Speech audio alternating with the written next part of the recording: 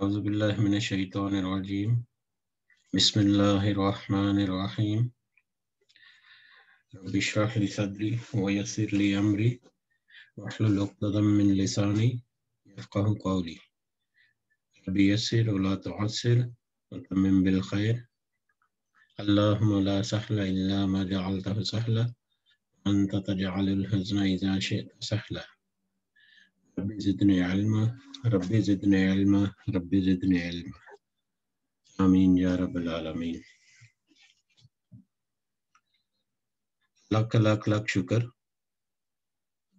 اس نے ہمیں آج دوبارہ اپنے نیک مقصد کے لیے جمع ہو کر سمجھنے کی کوشش کرنے کی توفیق عطا فرمائی کہ ہم کوشش کریں کہ کچھ سمجھ آ جائے اور اس سے ہمیں ہدایت ملے اور اس ہدایت کے مطابق انشاءاللہ ہم اپنی اصلاح کر سکیں اور اللہ کی ہدایت اللہ کے پیغام کو دوسروں تک پہنچانے کے بھی قابل ہو سکے۔ کل آیت نمبر 164 کا مختصراً تذکرہ ہوا۔ جیسا کہ پہلے بتایا گیا تھا کہ یہ آیت نمبر 164 سورہ بقرہ کی آیت نمبر 164،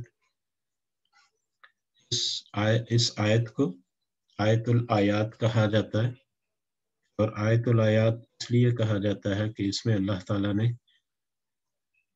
اپنی بہت ساری نشانیاں ایک ہی آیت میں جمع کر دیں، اور اس کے ساتھ یہ بھی بتا دیا کہ یہ سب آیات صرف ایک واحد معبود الہ واحد جو اللہ تعالیٰ ہی ہے، صرف اسی کے اختیار میں اور صرف اسی کے دائرہ کنٹرول میں ہے، اور ان سب میں نشانیاں ہیں ان لوگوں کے لیے، ان قوموں کے لیے، اس قوم کے لیے، اس گروہ کے لیے، ان لوگوں کے لیے جو عقل رکھتے ہیں، جو اس جستجو میں رہتے ہیں ان نشانیوں میں سے کیا کیا سبق حاصل کرنے چاہیے، ان نشانیوں میں ہمیں کیا کیا ملتا ہے، اس کی تحقیق اور اس کی کھوج۔ اس آیت کو میں دوبارہ شروع اس لیے نہیں کروں گا کہ جیسا کل ذکر ہوا کہ وہ اتنی وسیع معنی والی آیت ہے، ایک ایک لفظ اس کا اتنا گہرا معنی اور اس کا اتنا گہرا مطلب اتنی گہرائی میں اس کی ڈیٹیلز ہیں کہ وہ ممکن نہیں کہ 2-4 اسباق یا 2-4 کلاسز میں اس کو مکمل کیا جا سکے۔ کل ہم نے کچھ مختصر بھی کیا آخر میں آ کے وقت کی کمی کی وجہ سے۔ بہرحال اس آیت کا مقصد یا اس کا ترجمہ یا اس میں جو اللہ نے نشانیاں ہمیں بیان کی اس کی ہمیں کچھ حد تک سمجھ یا کچھ حد تک اندازہ تو ضرور ہو گیا ہوگا انشاءاللہ۔ بس آج یہ ایڈ کروں گا کہ اللہ تعالیٰ جو نشانیاں قرآن میں بیان کرتا ہے، بیان کی، اور اس کے علاوہ اللہ کے نبی صلی اللہ علیہ وسلم نے جو ارشادات فرمائے جس میں بہت ساری نشانیاں اور ہدایات ہیں، وہ عام طور پہ 2 طرح کی ہو سکتی ہیں۔ ایک جو مادی کا مطلب ہم اپنی آنکھ سے ان کو دیکھ سکتے ہیں، اپنے خواص خمسہ جو ہیں ان سے ہم اس کو محسوس کر سکتے ہیں۔ خواص خمسہ یعنی ہمارے 5 سینسز جو ہیں، ہماری حصیں جو ہیں، ہماری دیکھنے کی حس، ہماری چھونے کی حس، سونگھنے کی حس، محسوس کرنے کی حس۔ اوکے، تو ان 4-5 ہماری جو خواص اللہ نے ہمیں دیے ہیں ان کے ذریعے ہم ان کو محسوس کر سکتے ہیں، ان کو دیکھ سکتے ہیں، ان کو سن سکتے ہیں اور ان کے ذریعے اپنا ایک ایمان یا عقیدہ یا یقین بنا سکتے ہیں۔ دوسری طرح کی آیات وہ عام طور پر غیر مرئی ہیں، جو ظاہر نہیں کی گئی، جو شاید خواص خمسہ ہیں، جو خواص خمسہ ہمارے جو مادی چیزوں کو محسوس کرنے کی حص رکھتے ہیں، ان کے بس کی بات نہیں۔ جو چیزیں ہم دیکھتے ہیں، ہم اپنے سامنے سنتے ہیں، جو چیزیں ہم چکھتے ہیں، جن چیزوں کو محسوس کرتے ہیں، وہ تو ایک مادی حیثیت رکھتی ہیں، اور جب وہ سامنے آ جائیں اور ان کی حقیقت ہمارے سامنے مزید واضح ہو جائے، ان کے اوپر ہمارا یقین مزید مضبوط ہو جاتا ہے۔ ٹھیک ہے، یہ جو ایک طبیعی یعنی ایک نیچرل ذلت ہے جو انسان میں ہے۔ لیکن اس سے بھی زیادہ مشکل کام وہ چیزیں جو صیغہ راز میں ہیں، جو چھپی ہوئی ہیں، جو اللہ تعالیٰ نے بیان کر دی، لیکن ان کو محسوس کرنے کے لیے آپ کو ظاہری جو مادی جو چیزیں ہیں ان کی ضرورت نہیں، بلکہ آپ کو وہاں پر قوت ایمانی کی ضرورت ہے۔ یہاں پر میں قرآن کے سورہ بقرہ کے بالکل شروع کی آیات کی طرف دوبارہ اشارہ کرنا چاہوں گا۔ غالباً آیت نمبر 3 ہے، اس میں اللہ تعالیٰ نے کہا بالکل شروع میں کہ یہ کتاب یعنی قرآن مجید ہدایت ہے ان لوگوں کے لیے جو تقوی اختیار کرتے ہیں۔ یہ آیت نمبر 2 تھی، اور آیت نمبر 3 تھی وہ لوگ جو ایمان رکھتے ہیں غیب پر، جو اللہ نے دیا اس میں سے خرچ کرتے ہیں۔ آیت نمبر 3 میں اللہ تعالیٰ نے فرما دیا کہ غیب پر یقین رکھنے والے ان کو یہ کتاب ہدایت دے گی، ان کے لیے یہ کتاب رہنمائی کرے گی، ان کے لیے یہ کتاب کھول کھول کر بیان کرے گی۔ تھوڑی سی تحقیق کرو، تھوڑا سا عقل سے کام لو، تمہیں بہت ساری چیزیں ایسی معلوم ہوگی جو تم مادی طور پر نہیں دے سکتے، لیکن اگر ایمان بالغیب ہے تو یقیناً آپ ان حقیقتوں کو پہچان سکتے ہیں، ان کو پا سکتے ہیں اور اس کے مطابق اپنی اصلاح کر سکتے ہیں۔ غیب، ایمان بالغیب، اس میں بہت ساری چیزیں ہیں جو ہماری نظروں کے سامنے نہیں ہوتی، جو اللہ نے ہم سے مخفی کر کے رکھی، جو اللہ جب چاہتا ہے ہمارے اوپر واضح کر دیتا ہے، مادی طور پر بھی واضح کر دیتا ہے، روحانی طور پر بھی واضح کر دیتا ہے۔ ان چیزوں پر یقین رکھنا، وہ چیزیں یا وہ باتیں یا وہ حقائق جو اللہ نے ہم سے پوشیدہ رکھے اور جن کا ظاہر کرنا صرف اور صرف اللہ ہی کی مرضی سے ہے، جب چاہے جہاں چاہے، اگر اس دنیا میں نہیں، یقیناً ایک وقت آئے گا کہ وہ سب کچھ ظاہر کر دے گا۔ ہم ان چیزوں پر یقین کس حد تک رکھتے ہیں، یہ بہت بڑی ایک حقیقت ہے جو ہمیں ایمان سے قریب تر لاتی ہے۔ اگر ہم ایمان بالغیب سے دور ہیں، اگر ہم غیب پر یقین نہیں رکھتے، وہ چیزیں جو اللہ تعالیٰ نے واضح طور پر، ظاہری طور پر یا مادی طور پر ہمارے سامنے نہیں رکھی، ان کے اوپر یقین نہیں رکھتے، تو یقیناً ہم اپنے ایمان سے دور ہوتے جاتے ہیں، اپنے دین سے دور ہوتے جاتے ہیں۔ اور یہی قانون جو ہے صرف امت محمدی صلی اللہ علیہ وسلم کی نہیں، بلکہ ان سے پہلے جو امتیں گزری ان کے ساتھ بھی یہی معاملہ تھا۔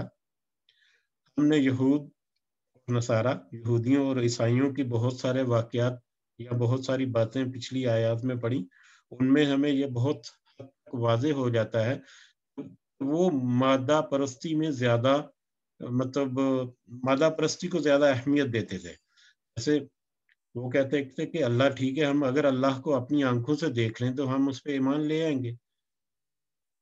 اب اللہ جو ہے اس نے اپنی نشانیاں بہت ساری بیان کی، جن کو سمجھ کر سوچ لگا کر انسان یقین کی حد تک ضرور پہنچ جاتا ہے کہ وہ اللہ موجود ہے جو ساری کائنات کو اور اس کے سارے نظام کو چلانے والا ہے، لیکن اس کے باوجود وہ مادہ پرستی میں یہی ضد کرتے رہے کہ نہیں، ہم اللہ کو اپنی آنکھوں سے دیکھیں گے۔ پھر ان کے ساتھ کیا حشر ہوا؟ ان کو موت دے دی گئی جب اللہ نے اپنی تجلی کی، اور وہ ڈائریکٹ اظہار بھی نہیں تھا۔ اس طرح کی بے شمار باتیں کی جا سکتی ہیں۔ تو یہ بات کہنے کا اس لیے میں محسوس کر رہا ہوں ضرورت، پچھلی آیت میں ہم نے جو دیکھا، جو آیت نمبر 164 تھی، اس میں جو اللہ نے اپنی نشانیوں کا ذکر کیا وہ تقریباً ساری ظاہری ہیں۔ ایک پہلو ان کا ظاہری ہے، ٹھیک ہے، جیسے کہ آسمانوں کی خلقت، تخلیق، زمین کی تخلیق، دن اور رات کا آپس میں اختلاف کرنا، ایک دوسرے کے آگے پیچھے آنا، اور کشتیوں کا، بحری جہازوں کا سمندروں میں، دریاؤں میں چلنا لوگوں کے نفع کے لیے، اور زمین اور آسمان سے پانی کا برسانا بارش کی شکل میں، اور اس کے بعد زمین کو موت کے بعد زندگی عطا کرنا، اور زمین میں جتنے جاندار ہیں ان کو پھیلا دینا، اور ہواؤں کا چلنا، اور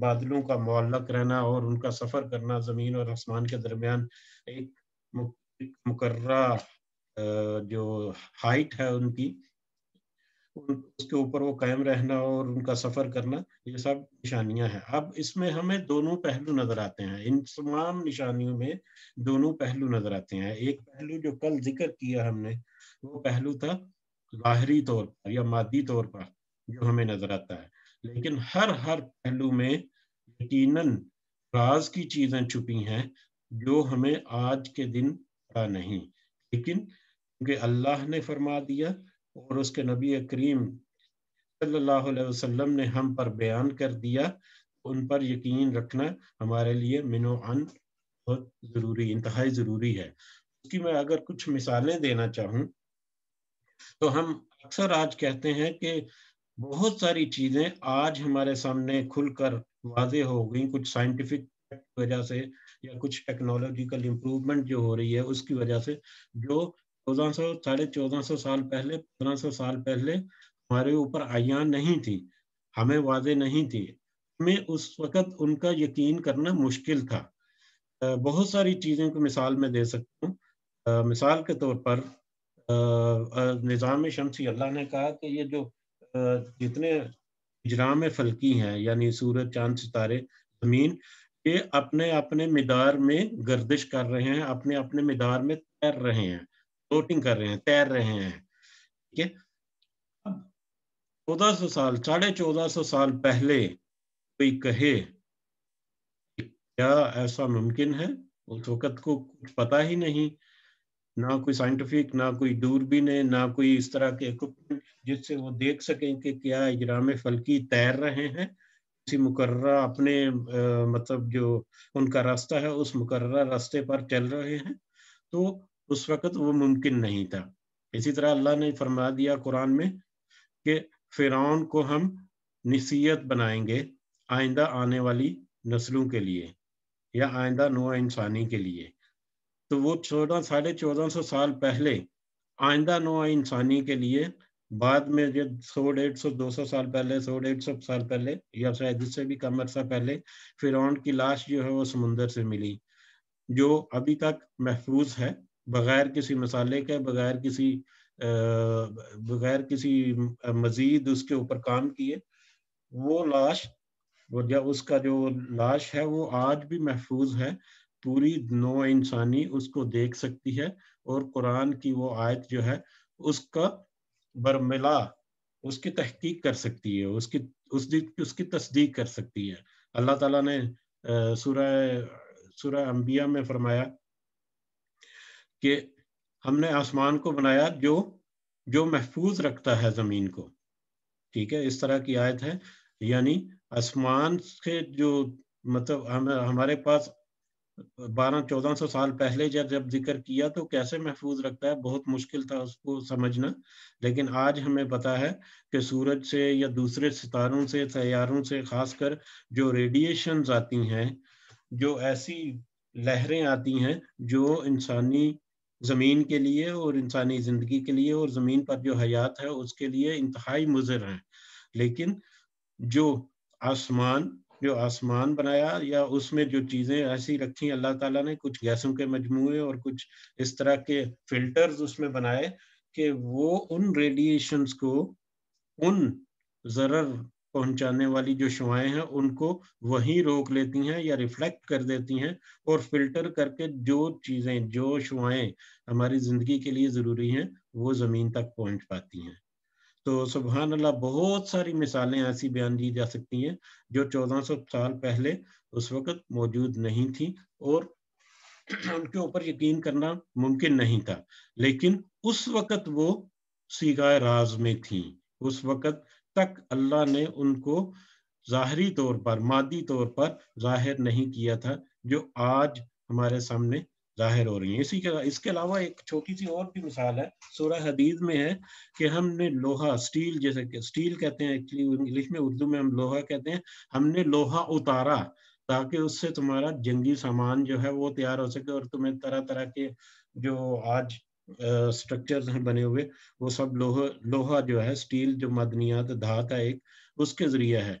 तो अब वो ज़मीन से नहीं, आसमान से उतारा, अल्लाह ने कहा लोहा उतारा। आज साइंटिफिकली फैक्ट है कि लोहा जो है निकलता तो अगरचे ज़मीन से है, लेकिन वो लोहा ज़मीन की पैदावार नहीं, जिस तरह दूसरी धातें हैं, कॉपर है, तांबा है, सोना है, इस तरह से दूसरी जो जो धातें या दूसरी जो चीज़ें मौजूद हैं ज़मीन में, लोहा जो है वो उनमें से नहीं। लोहा जो है वो आसमान से ही किसी तरीके से उतरा, इसकी भी तहकीक जो है वो बाद में सामने आ जाएगी। लेकिन आज हमें पता है, कम से कम इतना पता है कि वो लोहा जो है वो ज़मीन की पैदावार नहीं, ज़मीन में से जो चीज़ें निकलती हैं उनका ज़मीन का अंसर में से नहीं। ठीक है? अब मैं अपने की पॉइंट की तरफ आता हूँ। की पॉइंट ये है कि जैसा शुरू में ज़िक्र किया, ईमान बिल गैब, हमें यकीन करना है अल्लाह ताला के उस गैब पर जो उसने हमें वाज़े नहीं किया, जो हमसे छुपा हुआ है, जो गैब में है, जो पर्दे में है, उस पर हमें यकीन करना है। ये ईमान का बहुत अहम जुज़्व है।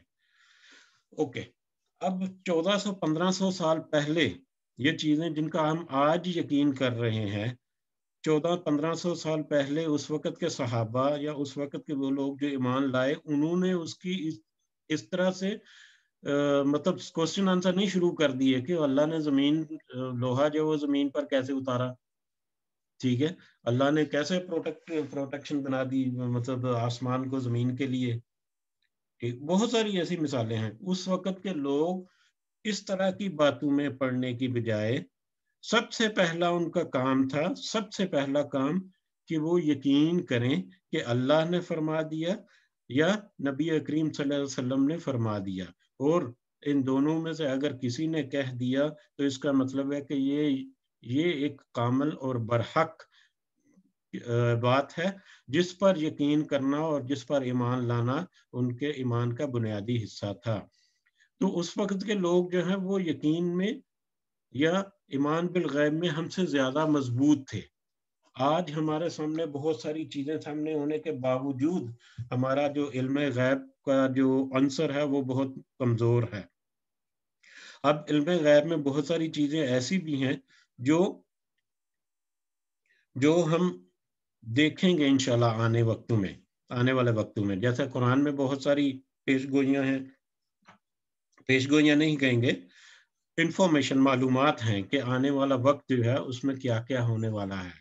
उसके अलावा अल्लाह के नबी सल्लल्लाहु अलैहि वसल्लम ने हमें बहुत सारी मालूमात दी, जो कुछ बहुत सारी पूरी हो चुकी और बहुत सारी आइंदा आने वाले वक़्त में ज़रूर पूरी हो जाएँगी। तो हमें उन सब पर यकीन रखना मिनो अन उसी तरह ज़रूरी है, जिस तरह के हम اللہ پر اور اس کے رسول صلی اللہ علیہ وسلم پر یقین اور ایمان رکھتے ہیں۔ اب ایمان بالغیب میں ہم دعائیں کرتے ہیں، ایک مثال ہے، دعا جب کرتے ہیں تو اس دعا کا قبولیت کے 3 پہلو ہیں۔ اس دعا جو ہے اللہ تعالیٰ سنتا ہے، یہ تو ہو ہی نہیں سکتا کہ اللہ نے دعا نہیں سنی، لیکن وہ دعا 3 طرح سے لوٹ سکتی ہے۔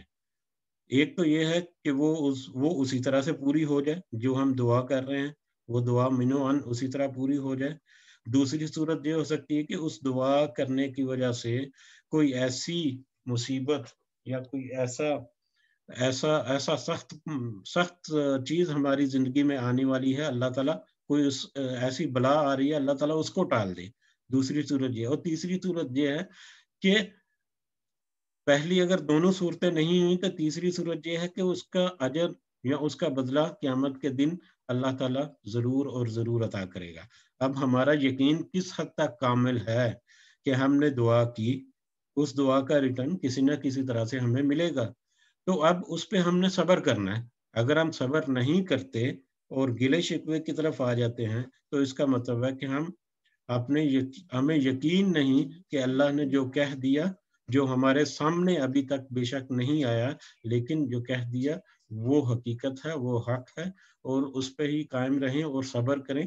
تو یہ ہمارے ایمان کا ایک بہت اہم تقاضا ہے، جس کو ہم اکثر جو ہے وہ اگنور کر دیتے ہیں اور بے صبری کرتے ہیں۔ تو یہ ساری چیزیں جو ہیں یہ بہت بنیادی جز ہیں۔ جب بھی ہم قرآن اور حدیث میں سے ایسی باتیں سنیں یا ایسی باتیں ہم تک پہنچے تو ان کے اوپر نمبر 1 تو بلا تحقیق، بشرطے کہ وہ اتھینٹک سورسز ہوں، سب سے پہلے ہمیں ان پر یقین کرنا ہے، ہمیں ان پر ایمان لانا ہے، اور اس کے بعد اس کی کھوج لگانی ہے، فردر جستجو کرنی ہے، جس کا ہمیں اللہ تعالیٰ نے اختیار دیا ہے۔ تو پچھلی آیت میں بھی ہمیں بہت ساری ظاہری چیزیں جو بیان کی اللہ تعالیٰ نے، ظاہری نشانیاں، اگر ان کو ہم مزید کھوج لگائیں تو ان میں ہمیں بہت ساری مخفی نشانیاں بھی ملیں گی جو یقیناً وقت کے ساتھ ساتھ ہمیں مطلب ہمارے سامنے کھل کر واضح آ جائیں گی۔ اب اگر اگلی آیت کو بھی اس کے ساتھ کنیکٹ کریں تو یہ سارا کچھ بیان ہو جانے کے بعد بھی وَمِنَ النَّاسِ اور لوگوں میں سے من یتخذ جو بناتے ہیں من دون اللہ کے توا اندادن کوئی شریک۔ اس سب باتوں کے باوجود لوگوں میں سے بہت سارے ہیں جو اللہ کے ساتھ شریک بناتے ہیں۔ اب یہ شریک کون سے ہیں؟ یہ شریک ہیں اللہ کی صفات میں شرک کرنے والے۔ یہ بتوں کا ذکر نہیں کیا اللہ نے، شریک کا ذکر کیا، جو اللہ کی صفات جو ہیں اس میں شریک کرتے ہیں۔ اور اس سب سے بڑا شرک، جو سب سے بڑی جو صفت جس کے ساتھ وہ شریک کرتے تھے وہ یہ تھے کہ اللہ کے وہ ان کی طرح طرح کی مدد کرتے ہیں جس طرح اللہ کرتا ہے، کہ ان کے لیے کوئی معبود ان کا، کوئی شریک ایسا ہے جو روزی کا انتظام کرتا ہے، کوئی شریک ایسا ہے جو بارش برساتا ہے، کوئی شریک ایسا ہے جو دن کو لاتا ہے، کوئی ایسا ہے جو رات کو لاتا ہے، کوئی ایسا ہے جو روشنی کرتا ہے۔ طرح طرح کے معبود انہوں نے بنائے ہوئے تھے جو اللہ کی خصوصیات یا اللہ کی جو صفات ہیں ان میں شریک ٹھہراتے تھے، جبکہ اللہ نے کہہ دیا کہ ان سب صفات کا واحد سورس، واحد منبع جو ہے وہ صرف اللہ کی ذات ہے، جو اکیلا ہے، جو واحد ہے۔ ٹھیک ہے، اب اس کو شریک تو ٹھہرا دیا، اب شریک ٹھہرانے کے بعد کیا کیا؟ یحبونہم، وہ ان سے محبت کرتے ہیں، ان شریکوں سے محبت کرتے ہیں، کحب اللہ، جیسے اللہ سے محبت کی جاتی ہے۔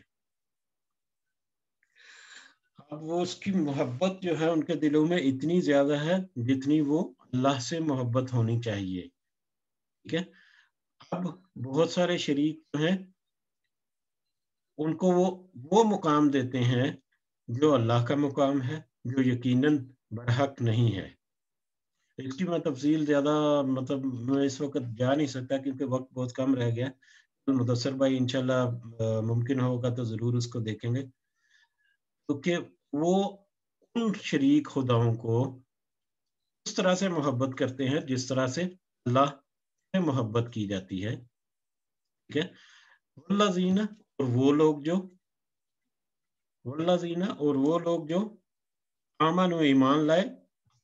اس پر یہ بات ہو رہی اللہ پر ایمان لانے کی. وہ لوگ جو اللہ پر ایمان لائے اشد زیادہ سخت ہیں, زیادہ شدید ہیں, حبن محبت کرنے میں, للہ اللہ کے لیے. جو لوگ ایمان لائے وہ زیادہ شدت سے محبت کرتے ہیں اللہ کے ساتھ. اس کا بھی تھوڑا ذکر کیا کہ ایمان بالغیب اس وقت کے لوگوں کا زیادہ مضبوط تھا ہماری نسبت.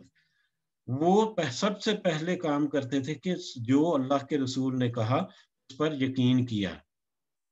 آپ کو پتا ہے معراج کا جو واقعہ ہے, آپ صلی اللہ علیہ وسلم نے سب سے پہلے حضرت ابو بکر رضی اللہ تعالیٰ عنہ کو بتایا, اور حضرت ابو بکر کا کیا فرمانا تھا کہ اگر اللہ کے نبی یہ کہہ رہے ہیں یقیناً یہ سچ ہے, بغیر کچھ سمجھے, بغیر کچھ پوچھے, بغیر مزید مطلب کوسچن آنسر کیے کہ آپ یہاں سے مطلب یروشلم میں کیسے چلے گئے اور وہاں سے پھر 7 آسمانوں تک کیسے چلے گئے اور 10 سیکنڈ میں آپ ہو کے واپس بھی آ گئے اور اتنی لمبی چوڑی مطلب تفصیلات بھی بتا رہے ہیں, یہ کیسے ممکن ہے. یہ سب کچھ پوچھے بغیر سب سے پہلا کام یقین کرنا کہ اللہ یا اس کا رسول جو کہہ رہا ہے وہ سچ ہے اور وہ حقیقت ہے.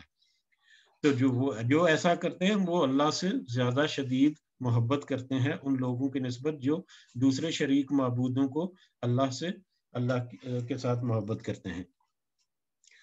ولاؤ اور کاش اور اگر یرا وہ دیکھ لیں اللہ زینا وہ لوگ اللہ زینا ظالموں جنہوں نے ظلم کیا, اور کاش کے لوگ جنہوں نے ظلم کیا وہ دیکھ لیں, اذ یراؤنا جب وہ دیکھیں گے العذاب عذاب کو, ان القوت بے شک قوت للہ اللہ کے لیے ہے, جمیعاً ساری کی ساری, وان اللہ اور بے شک اللہ شدید العذاب سخت عذاب دینے والا ہے, سخت عذاب والا ہے. اب اس آیت کے دوسرے حصے میں کیا ہے کہ اگر وہ لوگ دیکھ لیں, یہاں پر دیکھ لیں کا مطلب اگر وہ امیجن کر رہے ہیں, اگر وہ مطلب تخیل میں مطلب اگر وہ سوچیں, اگر وہ سمجھیں, اگر اپنے ذہن میں خاکہ تیار کریں اس وقت کا. یہ ان ظالموں کی بات ہو رہی ہے جو حق چھپاتے تھے یا حق کے اوپر قائم نہیں رہتے تھے یا اس کی مخالفت کرتے تھے, جو اللہ تعالیٰ نے یہ بہت دفعہ پہلے ذکر ہوا.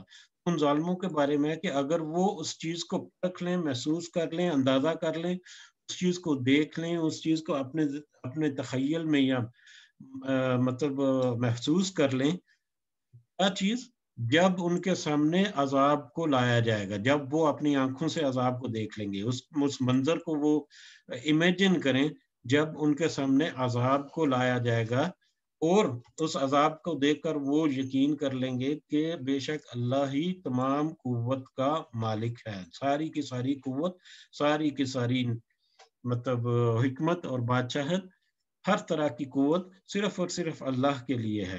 کاش کہ وہ لوگ دیکھ لیں, اگر وہ دیکھ لیں تو یقیناً وہ یقین کر لیں اور آج کے دن میں ہی وہ ایمان لے آئیں. لیکن کیونکہ ان کی ایمان بالغیب اس کے اوپر اتنا مطلب مضبوط نہیں, اس لیے وہ اس چیز کو دیکھ نہیں سکتے, محسوس نہیں کر سکتے, اس پہ یقین نہیں رکھتے. وَأَنَّ اللَّهَ شَدِيدُ الْعَذَابِ اور بے شک اللہ سخت عذاب دینے والا ہے, بے شک اللہ سخت عذاب کا مالک ہے. سبحان ربک رب العزت عما یصفون وسلام علی المرسلین والحمد للہ رب العالمین. سبحانک اللہم وبحمدک اشہد ان لا الہ الا انت استغفرک واتوب الیک. یہاں تک آج کا سبق ختم کرتے ہیں. کچھ ایسی باتیں تھیں تو مجھے لگتا تھا کہ میں ضرور آپ کے ساتھ شیئر کروں, حالانکہ احاطہ نہیں کیا جا سکتا. تو اگر کسی کو کوئی بات کہنی ہے, ایڈ کرنی ہے تو یقیناً آپ آئیں, ویلکم.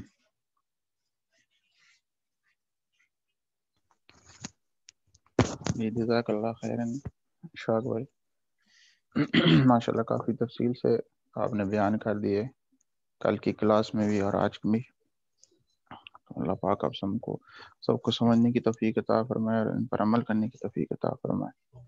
آمین آمین. جزاک اللہ خیر. جزاکم اللہ خیرا کثیرا.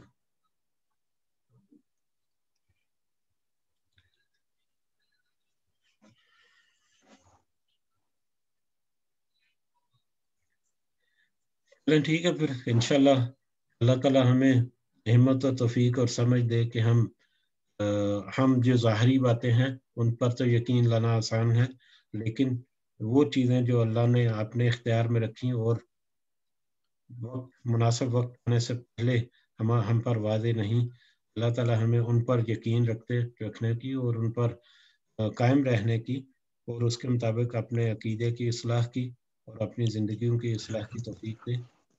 آمین سم آمین. وہی ہے کہ جیسے جیسے انشاءاللہ قرآن پاک کو پڑھتے جائیں گے تو ایسی ایسی چیزیں اور ایسے ایسے راز کھولتے جائیں گے ہم سب لوگوں پر کہ جن کو ہم لوگ پھر یہ بھی کہیں گے کہ اچھا قرآن میں یہ بھی لکھا ہے. ہم تو مطلب ہمارا جو کنسیپٹ ہے ہمارے معاشرے میں وہ تو بالکل اس کے اپوزٹ چل رہے ہیں ہم لوگ. تو بہت ساری چیزیں آئیں گی جس پہ بہت سارے لوگوں کو حیرت بھی ہوگی، لیکن انشاءاللہ اللہ پاک ہم سب کو یہ ہدایت دے اور سیدھے راستے پہ چلنے کی توفیق عطا فرمائے.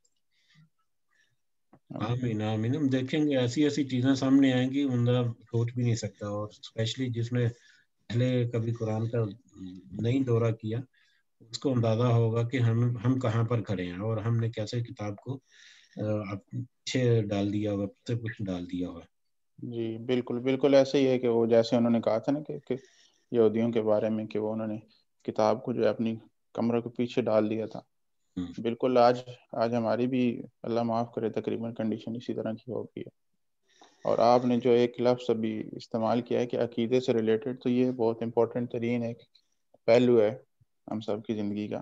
تو انشاءاللہ جیسے جیسے قرآن کو پڑھیں گے تو یہ خود بخود ہمارا عقیدہ بھی جو ہے وہ صحیح ہوتا جائے گا انشاءاللہ تعالی. انشاءاللہ. کل حدیث ہے انشاءاللہ. نہیں کل آج کیا منگل ہے نا، کل بدھ ہے، کل مدثر بھائی ہیں، کل حدیث ہے انشاءاللہ. اچھا میں کہا شاید اپنا ایک دن کٹا لو، کوئی نہیں. خیر دیندار بندے ہو، میں ایک دن کٹا لو، ساری چھٹی ہو جائے گی زیادہ. اچھا چلو ٹھیک ہے، اللہ تعالیٰ ہدایت دے دیں نہیں انشاءاللہ. ڈیوٹی تو میں کہ ڈیوٹی سے چھٹی ہو جائے ساری. اچھا ٹھیک ہے جزاک